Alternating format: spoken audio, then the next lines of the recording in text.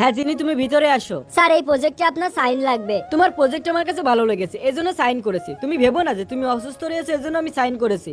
আরে আজ তো আমি লিপস্টিক পরে আসিনি, স্যার মনে করছে আমি অসুস্থ রয়েছি। সকল কর্মচারী চলে আসো, তোমাদের জন্য গিফট আছে। আরে আমার পালা কখন আসবে? সুযোগ পাইছি, এবার আমি হাত ঝুকাই। এই তো বের করলাম লাকি বল, এবার দেখি কি লেখা আছে। আরে এ তো উল্টো পাল্টা কি লেখা। আরে জিনির আবার কি হলো? আরে সবাই দেখো, আমি 5,000 টাকা পেয়েছি। খুশি হয়ে লাভ নাই, আমি তোমার থেকে বেশি টাকা পেয়েছি। দেখো তো এখানে কি লেখা, এর মানে কি? এর মানে আপনি একটা গাড়ি জিতেছেন। কি, জিনি একটি গাড়ি জিতেছে আর আমরা মাত্র কয়েকটা টাকা পেলাম?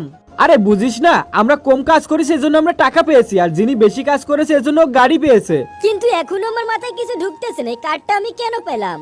জিনি ভেবে দেখো, তুমি আমাকে কি বলছিলে? গাড়িটা তো আমি ডিজাইন করেছি, কিন্তু আমার কাছে এতটাও টাকা নেই যে গাড়িটা আমি ডিজাইন করব। শোনো, আমার জন্য একটা গাড়ি বানাতে হবে, আমি ডিজাইন পাঠাচ্ছি। আমি যা শিখিয়ে দিছি জিনিকে তুমি তাই বলবে। আরে এই গাড়িটা তো আমি ডিজাইন করছিলাম। আর দেখো, তুমিই জিতে গেছো। বন্ধুরা, যিনি জিতছে নাকি প্রিন্স ইচ্ছা করে দিছে, দেখতে পারবো পার্ট 2 তে। পার্ট 2 দেখার জন্য কমেন্ট করো।